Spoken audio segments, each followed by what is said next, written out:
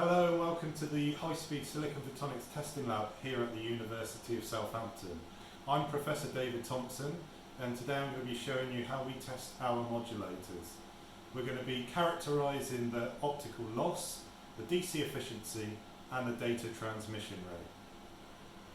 So to start with, I'm going to talk about the optical setup we're using and some of the equipment that we use within that setup. So let's start over here at the stage that we use to mount the optical chip.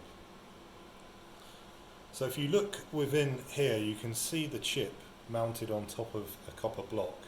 Now that copper block is the stage that holds the chip.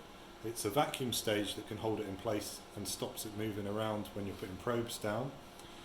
We can also control the temperature of that stage. So if you want to look at the effects of temperature on the modulation, you can do that by having a temperature controlled stage such as this. And then on either side of the sample stage we have two 3-axis stages which hold fibre arms which position optical fibres near to the coupling points on the optical chip. So we can obviously adjust the X, Y and Z. We can also adjust the angle of the fibre, which is important when you're using different types of grating couplers. Aside from that, we have two further stages which are also 3-axis stages with slightly less precision but with more travel for mounting electrical probes. And again, we can position the probe head, which we mount at the end of these probe arms, to coincide with the position of pads on the photonic chip. So the top image of the chip can be viewed on the screen here, which is connected to the camera and imaging tube, which is looking top down onto the chip. So here you can see we've got a ground signal ground probe here. So this is a high-speed probe which is connected to one set of input pads on our Mach-Zehnder carrier depletion modulator. And this you can see here is the optical fibre which is aligned above the grating coupler to one of the input ports on the carrier depletion modulator. So let's talk about the optical path. So the first thing we need in the setup is a light source, and for that we're using a tunable laser, as we can see down here. We can use different wavelength tunable lasers, but for this demonstration we're using a C-band laser and the wavelength is set close to 1550 nanometers.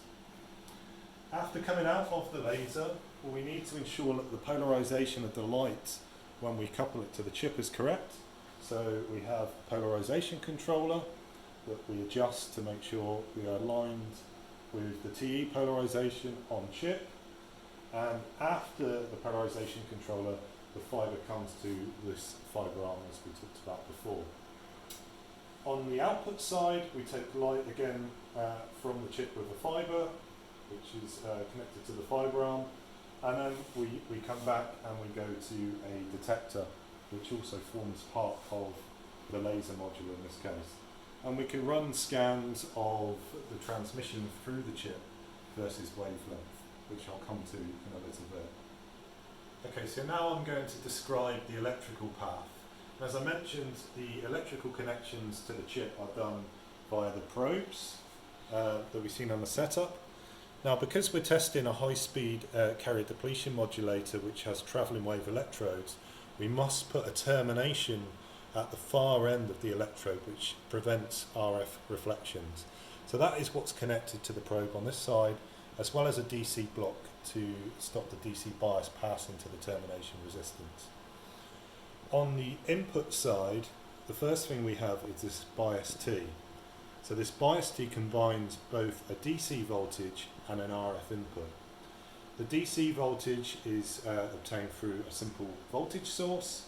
You can see here we're set to 7 volts, and this is really to ensure that our carrier depletion modulator stays in the reverse bias regime. The other input to the bias T is the RF path. That originates back here at this bit pattern generator.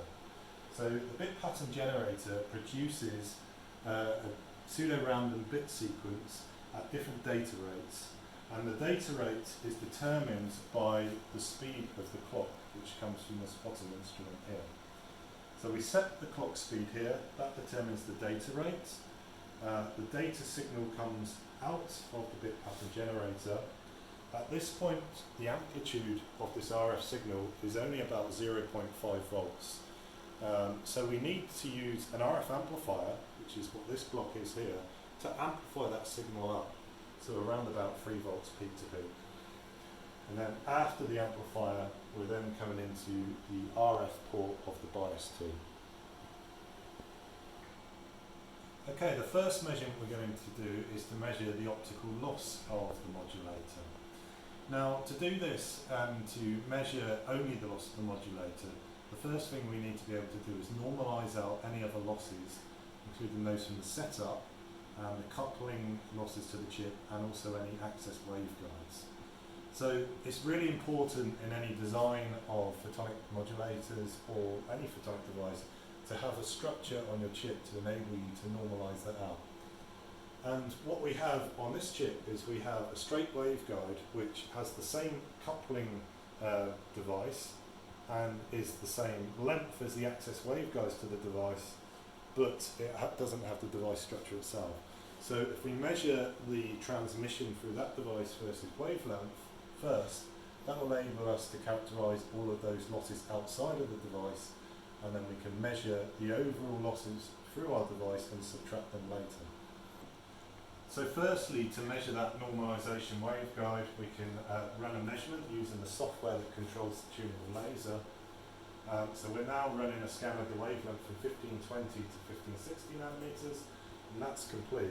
So this is showing the transmission through the device, or the normalisation waveguide, and what you can see straight away is it's not flat.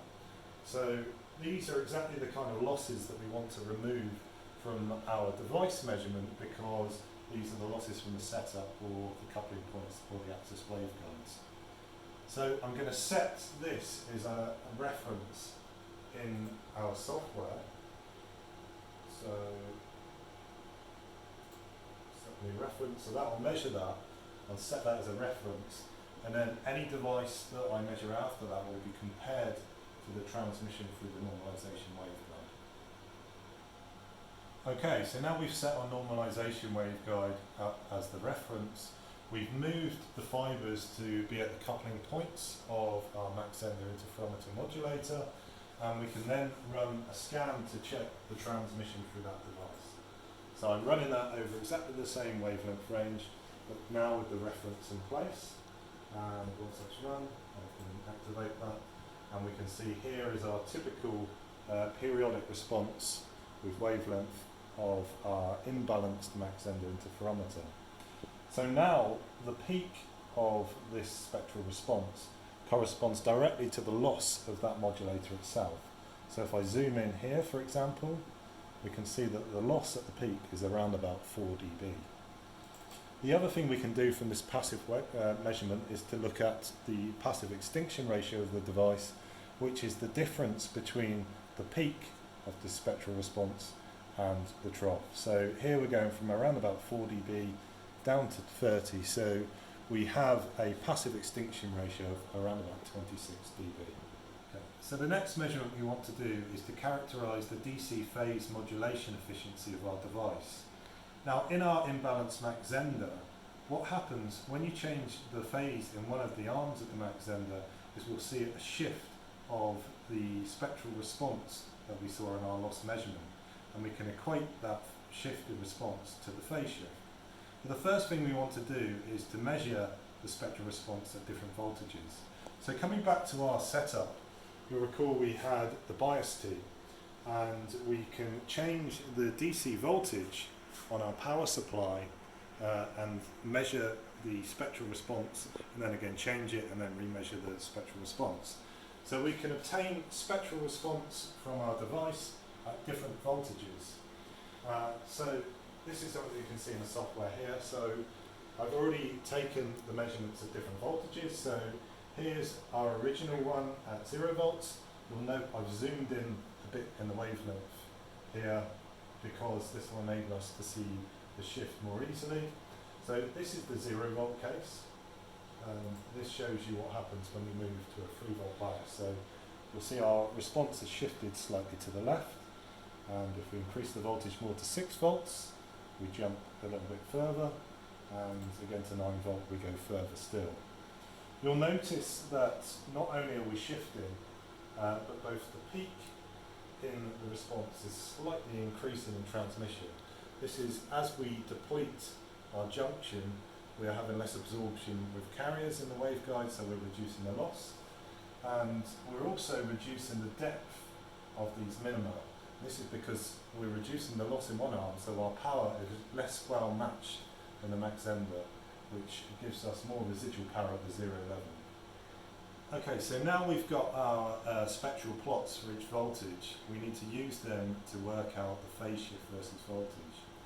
Now we know going from one minima to the next is the equivalent to going through one complete phase cycle, or 2 pi radians. So if we compare the shift in wavelength of each voltage point to the free spectral range of our imbalanced Mach Zehnder and multiply that by 2 pi, that will give us the phase shift in radians. And this is equivalent to the equation shown on this graph here. So this leaves us being able to plot this graph shown in the middle of the slide, which shows the phase shift versus voltage, and then finally, by knowing the length of the device, we can work out the efficiency using the final equation in the bottom right. The final thing we want to find out about our modulator is what its high-speed performance is like. And the way we do that is to look at how well it can modulate different speeds of high-speed data. The first thing we need to do is to change the output side of the optical pathway. So previously for the DC measurements, we were going to the low-speed detector, which was part of the tunable laser module. But now, because we want to come into our DCA, or Digital Communications Analyzer, which has a high-speed detector that isn't so sensitive, we need to first amplify the optical signal. And we do that by using an erbium-doped fibre amplifier, as shown here. And because this is producing a certain amount of noise, we need to filter out that noise using a bandpass filter. So we come from our erbium-doped fibre amplifier into our tunable optical bandpass filter before bringing the signal back to the Digital Communications Analyzer. Now this is essentially like an oscilloscope, which is measuring the data signal that we get from our modulator. Now, to produce our data signal, as I mentioned earlier, we have our bit pattern generator, where the data rate is controlled by the input clock signal. We can also control other settings in the software, such as the pattern length, which is important for assessing different applications. So what I'm going to do now is I'm going to switch on the signal, and I'm going to switch on the amplifier, and we should see our data sequence appear here.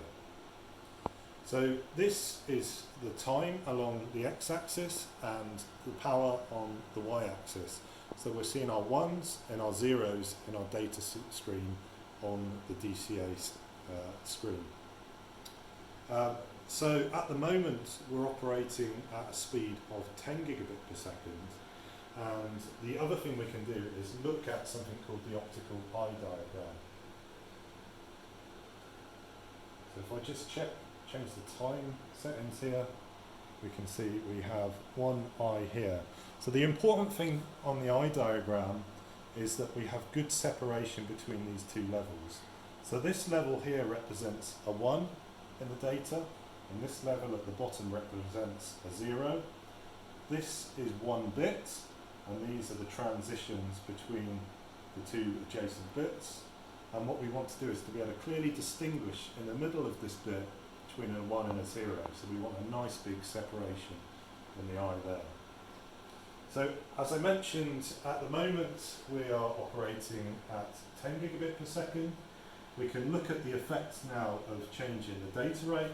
So I can go up to 28 gigabit per second by changing the clock frequency and then re-triggering the scope.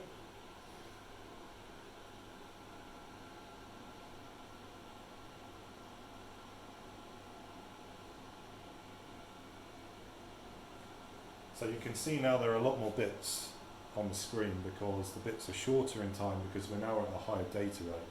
And you can see the bit sequence is a lot more rounded as we're coming closer to the bandwidth limit of the modulator. We can do different measurements on the DCA as well. So for example, one important thing to measure is the extinction ratio, or the difference in power levels between that 1 and 0 level. So we can ask the digital communications analyzer to do that measurement, and several other measurements such as the jitter and the signal to noise ratio. So for those high-speed measurements, for this demonstration, we've kept the setup quite simple. And in this configuration, we can measure in speeds up to around about 64 gigabit per second.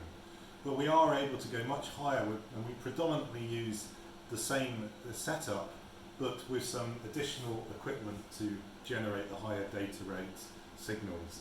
And this will all be described by my colleague, Dr. Lee Kerr.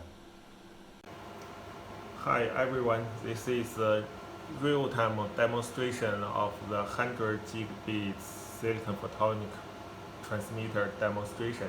So as you can see, this is a microscope view of our device. That one is the input laser source, that's the output. As you can see, this is our U-shaped modulator, and on top of it is a flip chip bonded CMOS driver, and we have the RF signal input from RF probe. And the testing actually is here, as you can see, that is the PCB, and we have several DC cable connection for the power supply and the DC biasing of the driver chip. So in terms of the speed, as you can see here, we have two channels, and the two different channels, they are working at 50 gigabits. After that, this 250 gigabits is applied to this 100G max, and we directly mount the max to the RF probe, which is shown here. So this part show the power consumption, and the first one is the DC biasing of the driver chip. The second one is the turning of the heating element. So I show you the testing result. As you can see, this is a real-time waveform at 100G. So if we go for eye diagram, which is this one, and if we look at, this is a real-time eye diagram. And as you can see here, we got 3 dB extinction ratio at 100 gigabits with the SNR at about 2.14. And that's it. That's the overall testing.